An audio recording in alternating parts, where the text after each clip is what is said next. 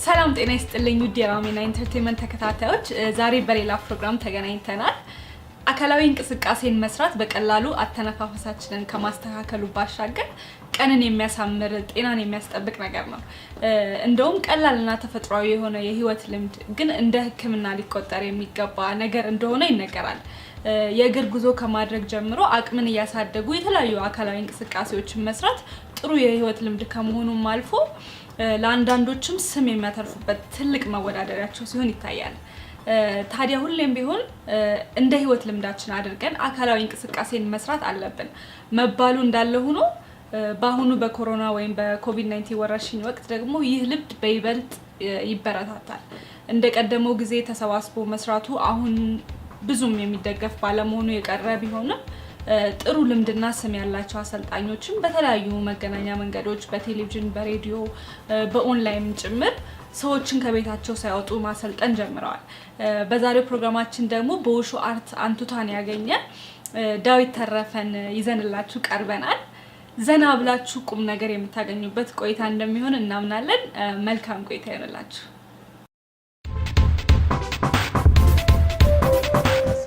ማስተር ዳዊት ተረፈ እባላለሁ። የዴቭዳን ኪክ ቦክሲንግ እና ኤምኤምኤ ማሰልጠኛ ማዕከል አሰልጣኝና ባለቤት ነኝ። ዴቭዳን ማለት የምህጻረ ቃል ነው፣ የሁለት ሰው ስም ነው። ዳዊትና ዳንኤል ማለት ነው፣ የኔና የወንድሜ ስም ነው። በአጭር ቃል ሲጠራ ያው ኔክኔም ሆኖ ዴቭዳን ይላል። ያው እንግዲህ በዴቭዳን በአገሪቷ ውስጥ ይታወቃል ማለት ነው። ስፖርቱን እንግዲህ የጀመርኩት በ12 ዓመት እድሜ ነው። ኦልሞስት አሁን ስፖርቱን መስራት ከጀመርኩኝ 30 ዓመት ሆኖኛል። እንግዲህ በሁለት ነው የምከፍለው። አንድ እኔ የሰለጠንኩባቸው ጊዜዎች አሉ። ኦልሞስት ወደ 15 ዓመቱን ያህል ስፖርቱን በመሰልጠን ያሳለፍኩት፣ ቀሪውን ጊዜ ደግሞ ወደ ማሰልጠኑ ላይ ነው የገባሁት። ግን እያሰለጠንኩም ያው እየተወዳደርኩኝ እዚህ ጀምሬያለሁ። ግን ህጋዊ እውቅና ስፖርቱን ያገኘው 1983 ነው። እንግዲህ ወደ ህጋዊ ክለቦች ውስጥ የገባሁትም 1983 መጨረሻው አካባቢ ነው። ከዛን ጊዜ ጀምሮ የነበርኩበትን ክለብ በመወከል ቢያንስ ሀገር ውስጥ ወደ 25 የሚሆኑ ጌሞችን አድርጌያለሁ ማለት ነው። ስፖርት ውስጥ ያጠረፍኩት ትልቁ ነገር ጤናና ስም ነው። ከሁሉም በላይ ትልቁ የማይገኘው ከሀብት ሁሉ ሀብት የበላዩ ትልቁ ጤና ነው። ጤናን አግኝቻለሁ። ሌላም ደግሞ ትልቅ በማህበረሰብ ውስጥ ማህበራዊ እውቅናንም ግንኙነትን ፈጥሬያለሁ። ስፖርት ውስጥ ባልሆን ኖሮ ዳዊት ማን ነው የሚባለው ሰው ተወለደ ሞተ ማንም ላያውቀው ይችላል። ምናልባት ጎረቤቶቹና እናትና አባቶቹ ሊያውቁት ይችላሉ እንጂ ከዛ ውጪ ማንም አያውቀውም። ስፖርቱን በመስራቴ ግን አትሊስት ሀገራዊም ዓለም አቀፋዊ ስም አትርፌበታለሁ። ሙሉ ጤነኛም ሆኜበታለሁ። ስፖርት ለእኔ ህይወቴ ነው። ስፖርት ስጀምረው ለጤና የነበረ አሁን ግን በቃ ከላይፌ ጋር እንትኔም ሆኗል፣ ፕሮፌሽኔም ሆኗል፣ እንጀራዬም ሆኗል። ከሀገር ውጭ እንግዲህ የመጀመሪያውም በኢትዮጵያም ታሪክ ውስጥም ለኢትዮጵያም የመጀመሪያው ኢንተርናሽናል ተወዳዳሪ ነኝ። 4 ልጆች ሄደን የመጀመሪያው ኢንተርናሽናል ጌም 1994 ኢጅፕት ላይ ከአፍሪኤዥያ ከኤዥያ እነ ቻይና እነ ኢንዶኔዥያ ፓለስቲያን ሌሎች የአፍሪካን ሀገሮች ኢጅፕት ላይ ከ14 ሀገር በላይ የተሳተፉበት ውድድር ላይ በመሳተፍ እዛ ላይም እንግዲህ የመጀመሪያ ነሐስ ሜዳሊያን አግኝቻለሁ። ከዛ ውጭም ደግሞ የተለያዩ ሀገሮች ላይ በመሄድም ዲፕሎማዎችን አግኝቻለሁ። በተጨማሪም ለ4 ዓመት ያህል በባህሪን በአሰልጣኝነትና በተወዳዳሪነት ቆይቻለሁ። ቻይናም የማስተር ደረጃን የወሰድኩት ሻውሊን ቴምፕል ውስጥ ነው። ያው ኢትዮጵያ መንግስት ልኮኝ ሻውሊን ቴምፕል ውስጥ በእኛ 2007 አካባቢ ነው ለ4 ወር ያህል ቻይና በመቆየት እንግዲህ ትልቁ በማርሻል አርት ህይወት ውስጥ ትልቁ የሚባለው ታዋቂም የፊልም ተዋናዮች የሚወጡበት እነ ጄት ሊም እና ጄኪም ሌሎችም የማርሻል አርት መሰረቱ የተጣለበት ቻይና ላይ እኔም አጋጣሚ ሆኖ ድሉን አግኝቼ እንግዲህ የመጀመሪያው አፍሪካም ሲገባ ከ5 ሀገር ከገቡት ኢትዮጵያኖች ውስጥ አንዱ በመሆን እንግዲህ ውጤቴን ጨርሼ እዛ መጥቻለሁ ማለት ነው።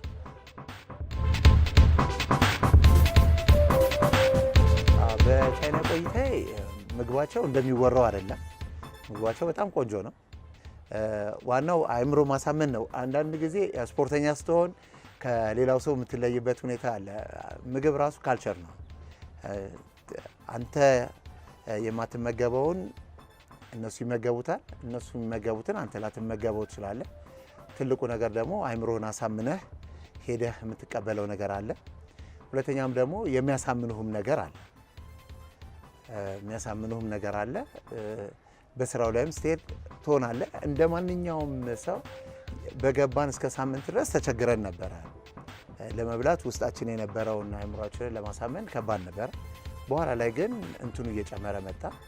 ትሬኒንጉም ሲጨምር ሳትወድ በግድህ ያለውን መልኩን ፊቱን ሳታየው መብላት ትጀምራለህ እና ሌላ አማራጭ የለህም።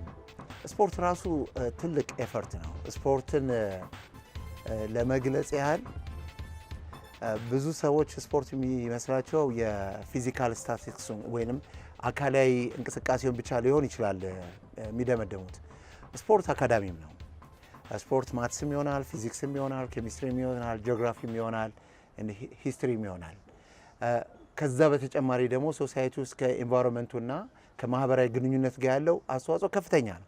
በአጭሩ ለመናገር ከተለያዩ ስብሰባዎች ይልቅ ሰውን ቀልብ ገዝቶ በመቶ ሺህና በሚሊዮን የሚቆጠሩ ሰዎችን አንድ ቦታ ላይ አሰባስበው ከሚያስቀምጡ ነገሮች ትልቁና ዋነኛው አንዱ ስፖርት ነው።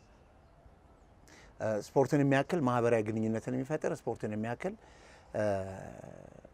ኢንተርቴን መዝናኛ የሚሆን ነገር አሁን በዓለም ላይ አለ ብዬ መናገር ይከብደኛል። ምክንያቱም አንድ ሜዳ ላይ ብትወስደው 60 ሺህ ህዝብ ያለበት ቦታ ላይ ቁጭ ብሎ አንድ ጨዋታ ተደስቶም አዝኖም ጨፍሮም አልቅሶ የሚወጣበት ነገር ቢኖር ያ ነው። ከዛም በኋላ ያለው ማህበራዊ ግንኙነቱ ከፍተኛ ነው። ቅድም እንዳልኩህም ስፖርትን ፊዚክስም ነው ስለ ኬሚስትሪም ነው ስለ ጂኦግራፊም ነው ስለ ሂስትሪም ነው ስለ ምክንያት አለው። ለምሳሌ አንድ ትልቅ ሯጭ ውጭ በሚሮጥበት ሰዓት ላይ ኮሚታተሩ የሚያወራው ጂኦግራፊካል ኤሪያውን ያወራዋል። ከየት ቦታ ተነስቶ በምን አይነት ላንድ ላይ በምን አይነት ቦታ ላይ እንደተወለደ ስለዛ ስፖርተኛ ያወራል።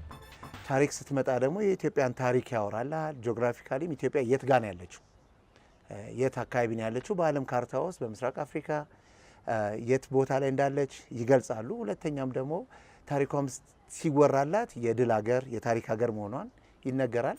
ሌላው ማህበራዊ ህይወት ላይ ስትመጣም ደግሞ አብሮ የመኖር አብሮ የመተሳሰር አብሮ የመፋቀር ደረጃችንን በእምነታችንም በምናችንም ተቻችለን የምንኖር መሆኑን አንዱ ማህበራዊ ግንኙነትን አጉልቶ ከሚያሳዩት ኤሪያዎች አንዱ ስፖርት ነው ብዬ እነዚህን ለመጥቀስ ሞክር። ስፖርት በሌላው ዓለም ባህል ብቻ ሳይሆን አሁን ቢዝነስም ሆኗል፣ አልፎ ሄዷል።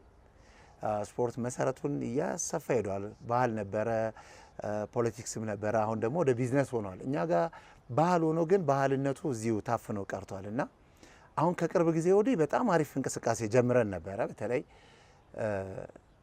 ይሄ ጀነራል የሆነ ማስ ስፖርት በመስቀል አደባባይ ላይ በጣም ለ6ኛ ጊዜ አድርገናል። ክብር ከንቲባ ኢንጂነር ታከለ ኡማ ባሉበት ሰዓት ላይ ኦርጋናይዝ አድርገው 6ቱም ላይ በአስተባባሪነትም ፕሮግራሙንም በመምራት ትልቅ ስራ ሰርተናል። ቢያንስ ስንጀምረው 15000 ህዝብ የነበረው ስንጀምር ነው 3000 የነበረው መጨረሻው ድረስ ስንሄድ ወደ 200,000 ህዝብ ድረስ በመውጣትም በአፍሪካም የመጀመሪያዎቹ ሆነን እንደውም ዶክተር አብይ እሳቸውም የአኖካ የኦሎምፒክ ኮሚቴ ተሸላሚ ሆነዋል። በዚህ በኢትዮጵያ ግንባር ቀደም በአፍሪካ ውስጥ የማስ ስፖርት እንትን ሆና ማለት ነው። ስለዚህ የዚህን ያህል ባህሉን እያሰፋ ነው ነበረ። አሁን እያቆመብን ምንድን ነው ይሄ ኮቪድ መምጣቱ ነው እንጂ ህብረተሰቡን ስፖርታዊ ባህሉን ለማሳደግ እንዳልኩ ቅድም መስቀል አደባባይ ላይ በነበረው ፕሮግራም 6 ጊዜ ቀርበዋል። ማስ ስፖርቱ ተስፋፍተዋል፣ በየክልሉ ተስፋፍተዋል። ኢቭን በየመንደሩ በየወረዳው እንደውም ክልል ደረጃ ድረስ ስፖርቱ እየሄደ ነበረ። ኮቪዱ ይዞት ነበረ። አሁንም ግን ቆሟል ባንልም በየኮንዶሚኒየሞች ሳይቶች ላይ በየክፍለ ከተማው ስፖርቱ እየተሰራ ነው ያለው፣ እየተሰጠ ነው ያለው። ይሄ ቅስቀሳውም እንደገና በዚህ በኮቪዱ እንደውም ትኩረት አልተሰጠውም ነበረ ህብረተሰቡ። አሁን ቤቱ ስለነበረ ቤቱ ድረስ እየሄድክ ኮንዶሚኒየሞቹ ላይ በረንዳቸው ላይ ሆነው እንዲሰሩ በማድረግ ትኩረት እየሰጠው ህብረተሰቡ እንዲመጣ እድሉን ከፍቷል። ኮቪድ መምጣት አንድ ጥሩ ጎኑ ህብረተሰቡ እንትኑ እንዲያውቀው አድርጎታል፣ ስፖርቱ እንዲያውቀው አድርጎታል። ሁለተኛው ደግሞ በሚቀጥለው ከዚህ ከአፍተር ኮቪድ ከኮቪድ በኋላ እንግዲህ ህብረተሰቡ ገብቶታል ብዬ አስባለሁና ይሄ ባህል ከማድረጉ አልፎ ወደ ከፍተኛ ደረጃ ይገባል የሚልም እንትን ውስጥ ነው ያለ ነው። እንደውም ሞር ቅድም የረሳሁት ነገር አለ። ይሄ ኮቪድ ከመጣ በኋላ አሁን ብዙ ነገሮች የማያቸው ነገሮች አሉ።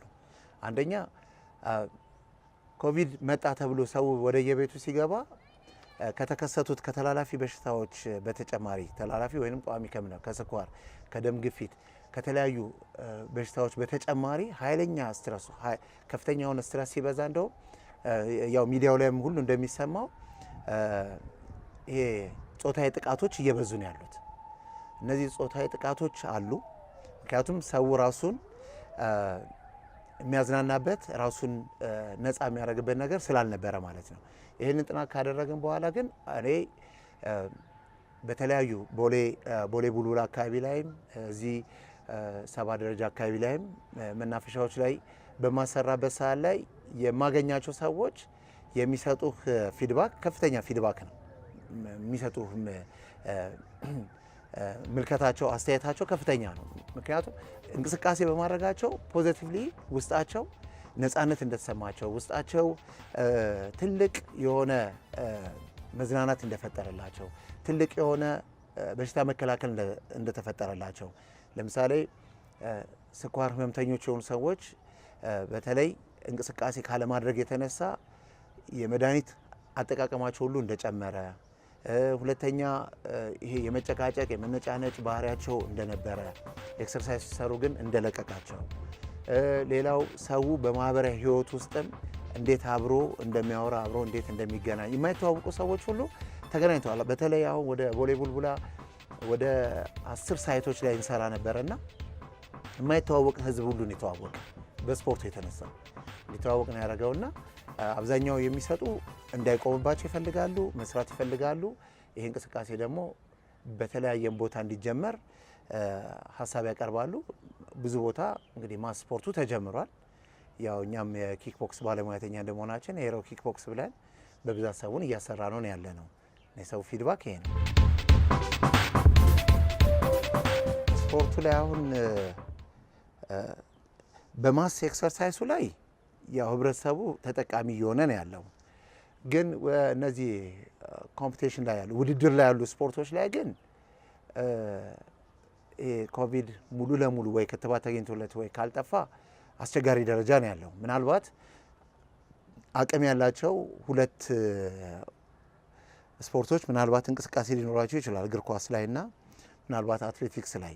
ያው እግር ኳሱም የአውሮፓዎችን ስታይል ከያዙ ፋይናንሻልም በኢኮኖሚም አቅም ስለሚኖራቸው ስፖርተኞቻቸውን ሆቴል እያስገቡ ሰው የሌለበት ውድድር ማድረግ ይችላሉ። የእነሱ ተስፋ ያው እንቅስቃሴ ጀምረዋል። ሩጫ ላይም ያው እንደዛው ናቸው ያሉት። ሌሎቹ ስፖርቶች ላይ ግን ያው ስፖርትን የሀገራችን ስፖርት ከኢኮኖሚ አኳያ ባዶ ነው፣ ምንም አይነት ባዶ ነው። በጣም መሰራት ያለበት እንደውም ይህን አጋጣሚ ከጠየቀኝ ከውጩ ጋር ስናነጻጽረው እኛ ሀገር ስፖርት እየተሰራ አይደለም ማለት ይችላል። በመንግስታዊ መዋቅር ውስጥ እየተሰራ አይደለም። ምክንያቱም ሌሎቹ ዓለም ስፖርት ከእንትኑ ወጧል፣ ከመንግስት ድጎማ ምናምን ወጦ ራሱን ችሎ እንቅስቃሴ ላይ ነው ያለው። እያንዳንዳቸው እየቀየሩ ነው ያሉ። ለምሳሌ አሁን ሚክስ ማርሻል አርት ላይ ስወዳደርበትም ነበረ። እንደገናም ደግሞ አሁን አይቻለም ሚክስ ማርሻል አርት ላይ አሁን ውድድሮቹን የነበርኩበት ባህሪን የነበሩ ክለባቶች አሉ። እነሱ ጋር ስመለከት ህዝብ በሌለበት ግን ተጫዋቾች ተመርምረው ገብተው ከቴሌቪዥን እና ከዩቱብ ገቢ የሚያገኙበትን ቢዝነስ ጀምረዋል። እኛ ጋር እውነት ለመናገር እንቅስቃሴውም ያለ አይመስለኝም፣ የለም ማለት ይቻላል። ባለሙያተኛውም አብዛኛውን ባለሙያተኛም ስትወስድ ከእንቅስቃሴው እየራቀን ያለው። ወደፊትም ስፖርተኛ ይጠፋል ብዬ አስባለሁ። አሰልጣኙም ይጠፋል፣ ስፖርተኛውም ይጠፋል ብዬ አስባለሁ። እንግዲህ 2013ን ለማየት አሁን ላይ ነበረ ጅማሬው ማየት ያለብህ። አሁን ላይ ምንም አይነት ጅማሬ የለም። ምናልባት አንዳንድ እንቅስቃሴዎች ደንብ፣ ህግ በማውጣት ምናምን ላይ ሊሆን ይችላል።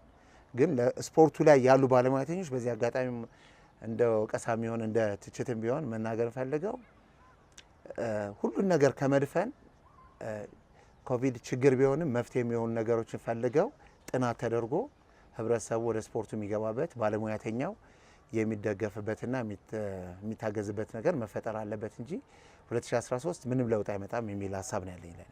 እንግዲህ አዲስ ዓመት የሁላችንም አዲስ ዓመት ስለሚሆን ለመላው ኢትዮጵያ ህዝብ እንግዲህ እንኳን አደረሳችሁ፣ ለመላው ቤተሰቦቼም እንኳን አደረሳችሁ። እንግዲህ አመቱ እንግዲህ የኮሮናን አሸንፈን ሁላችንም በተስፋ ወደምናልመውና ወደምንፈልገው ግብ ለመሄድ ዛሬ ላይ ራሳችንን ጠብቀን ለነገው ህይወታችን እንግዲህ ማሰብ አለብን። ርቀታችንን እንጠብቅ። እንግዲህ ያሉትን አራቱን የመህጎችን እንጠብቅ። ኮሮናን በጋራ እንዋጋ ነው የምለው።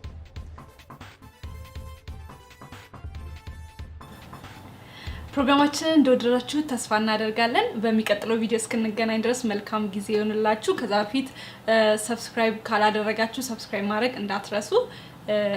በጣም ነው የምናመሰግነው። በሚቀጥለው ቪዲዮ እስክንገናኝ መልካም ጊዜ ይሁንላችሁ።